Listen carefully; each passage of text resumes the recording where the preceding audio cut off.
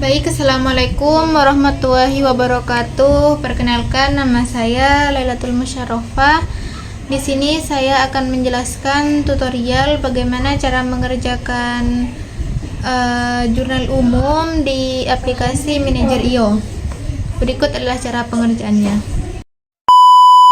Baik, kan di sini kita nggak punya akun bisnis, jadi kita harus buat akun bisnis lagi. Semisal dry clean, kita harus membuat kode akun perkiraan. Jadi kita klik pengaturan, lalu klik kode akun perkiraan. Di sini kan ada dua macam. Jadi di sebelah kiri itu adalah menu neraca, sedangkan menu sebelah kanan adalah menu dari laba rugi. Jadi kita buat yang neraca dulu. Klik buat akun baru. Contoh di sini adalah kas. Kode akunnya adalah 111. Kas, kode akunnya adalah 111. Laporan posisi keuangannya adalah, kas ini kan berbentuk harta, jadi masuk ke dalam aset. Saldo awalnya dia berada di debit ya. Lalu buat dan tambahkan baru. Setelah itu masuk yang kedua, kita masuk ke piutang. Kode akunnya 112. Piutang juga masuk ke dalam aset. Jadi pilih debit juga, buat dan tambahkan baru. Itu nomor 3, kita buat perlengkapan kantor. Kode akunnya adalah 113. Perlengkapan kantor masuk kepada aset. Jadi saldo awalnya di debit, buat dan tambahkan baru. Yang keempat, peralatan kantor. Kode akunnya adalah 121. Laporan posisi keuangannya dia masuk ke aset.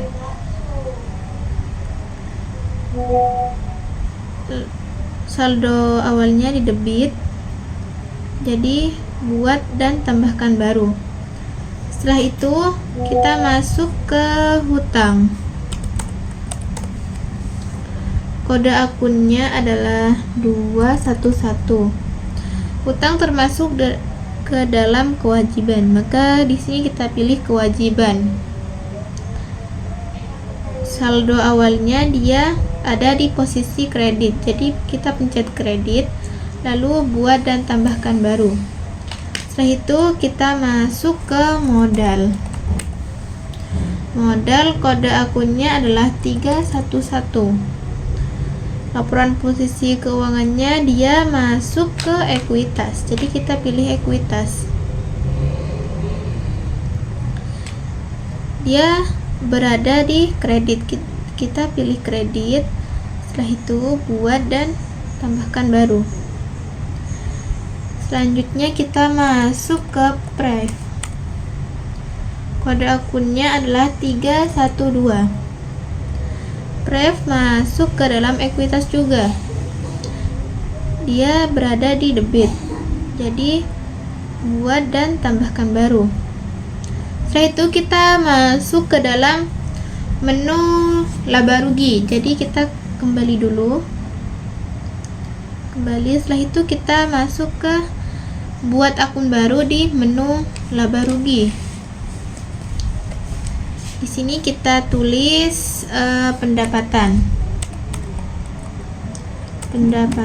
Kode akunnya itu 411. Pilih, dia masuk ke pendapatan. Buat dan tambahkan baru. Setelah itu kita masuk ke macam-macam biaya seperti biaya sewa, gaji, listrik. Pertama kita masuk ke biaya sewa. Kode akunnya adalah 511. Laporan penghasilannya kita ubah ke biaya. Terus buat dan tambahkan baru. Setelah itu kita masuk ke biaya gaji. Kode akunnya adalah 512. Laporan penghasilannya kita ubah ke biaya. Setelah itu buat dan tambahkan baru. Setelah itu kita masuk ke biaya listrik. Kode akunnya 513. Laporan penghasilannya kita ubah lagi ke biaya, setelah itu buat dan tambahkan baru. Masuk ke biaya telepon.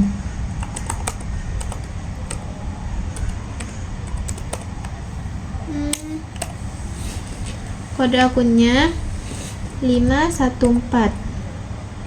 Di sini kita ubah ke biaya lagi, buat dan tambahkan baru. Masuk ke biaya iklan. Kode akunnya adalah 515. Di sini kita ubah lagi menjadi biaya, lalu buat dan tambahkan baru. Setelah itu kita masuk ke biaya iklan. Kode akunnya adalah 516. Di sini kita ubah lagi menjadi biaya, lalu buat dan tambahkan baru. Mari kita lihat di sini. Nah, di sini sudah ada semuanya, entah itu dari kewajiban, aset, ekuitas maupun biaya-biaya atau pendapatan. Baik, selanjutnya kita langsung ke tutorial cara menginput data di jurnal umum.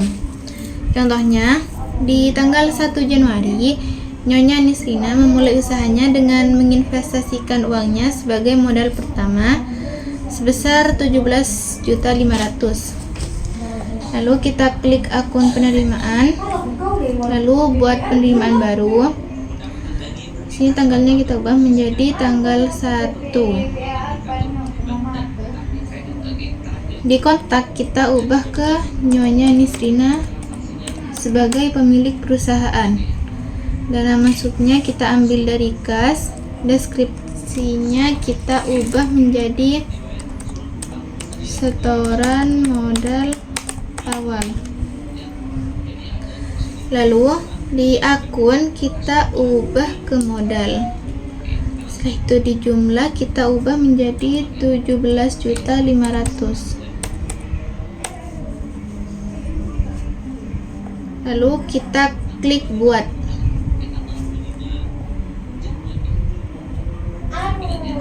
Maka ketika kita lihat di ringkasan akan muncul nilai aset yaitu 17.500.000 dan nilai ekuitas sebesar 17.500.000 juga di akun modal. Lalu di transaksi kedua di tanggal 2 Januari dibayar sewa atas ruangan sebesar Rp1.750.000. Kita klik akun pembayaran. Apabila menggunakan menu pembayaran, maka otomatis kas akan ada di posisi kredit. Karena ketika dilakukan pembayaran, hal ini akan mengurangi kepada nilai kas. Lalu klik buat pembayaran baru. Di tanggal kita ubah menjadi tanggal 2. Di sini jangan lupa dicentang. Lalu dibayarkan dari akun kas. Kontaknya adalah pemilik gedung karena bukan termasuk pelanggan ataupun pemasok. Di deskripsi kita tulis pembayaran sewa. Setelah itu di akun kita cari beban sewa. atau biaya sewa.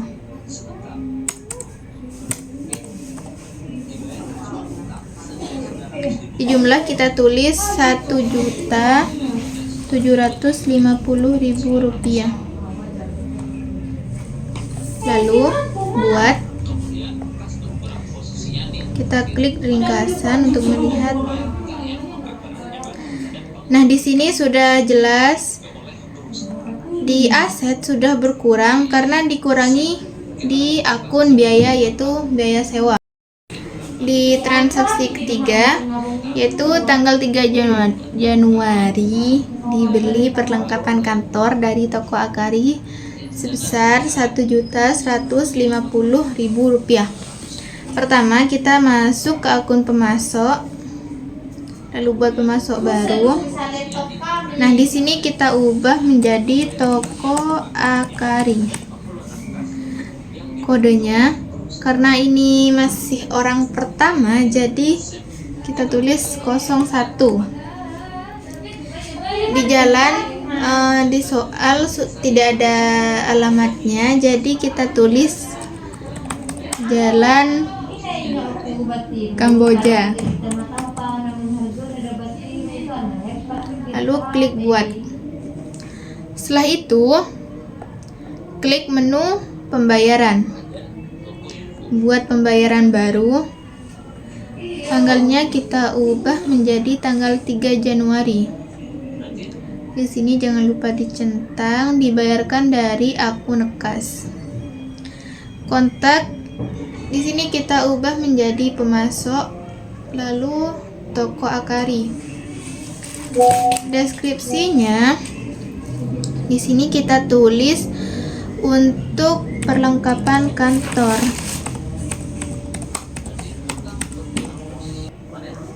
Setelah itu, di akun kita ubah juga menjadi perlengkapan kantor. Di jumlah kita ubah Rp1.150.000. Lalu klik buat. Klik akun ringkasan untuk melihat. Nah, di sini sudah ada perlengkapan kantor sebesar Rp1.150.000 di akun aset. Setelah itu, di transaksi keempat, contohnya tanggal 4 Januari dibeli perlengkapan kantor secara kredit dari toko UFO di Madiun sebesar Rp1.400.000. Maka pertama kita klik akun pemasok dulu. Buat pemasok baru, lalu di sini kita tulis toko UFO. Di kode di sini kan sudah orang kedua, jadi tulis 02. Alamatnya di Jalan Madiun. Lalu klik buat. Setelah itu, klik akun. Lah, karena ini transaksinya dilakukan secara kredit, maka kita pakai akun entry journal atau penjurnalan. Buat entry jurnal baru, setelah itu kita ubah menjadi tanggal 4 Januari 2024. Kita centang di bagian referensi, lalu di narasi kita ubah menjadi pembelian peralatan kantor secara kredit. Lalu di akun kita ubah menjadi peralatan kantor sebesar Rp1.400.000 di akun debit. Lalu di akun kredit kita ubah menjadi utang karena dilakukan secara kredit. Lalu di kredit juga kita ubah menjadi Rp1.400.000. Lalu kita klik buat. Lalu kita klik ringkasan untuk melihat. Nah, di sini sudah tertera di kewajiban yaitu utang 1.400.000. Bisa lihat. Lalu ada transaksi kelima yaitu di tanggal 5 Januari telah diselesaikan pekerjaan atas jasa sebesar 2.750.000. Nah, di sini kita klik lagi akun penjurnalan. Buat entry jurnal baru. Setelah itu kita ubah menjadi tanggal 5 Januari 2024. Di referensi kita centang, lalu di narasi kita tulis pekerjaan yang telah diselesaikan.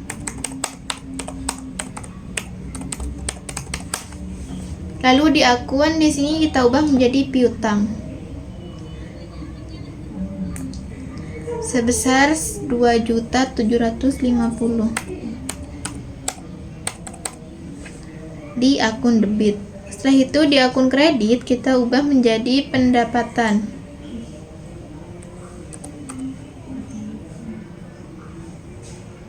Nah, di posisi kredit juga ubah menjadi 2.750.000. Setelah itu klik buat. Klik di ringkasan untuk melihat. Nah, di akun pendapatan juga sudah ada 2.750.000. Nah, di sini kan di biaya sewa sudah ada ya tadi. Jadi untuk melihat laba bersihnya kita scroll ke bawah. Nah, sudah ada laba bersihnya sebesar 1 juta. Mungkin hanya ini yang bisa saya sampaikan karena selanjutnya akan diteruskan oleh teman saya. Wassalamualaikum warahmatullahi wabarakatuh.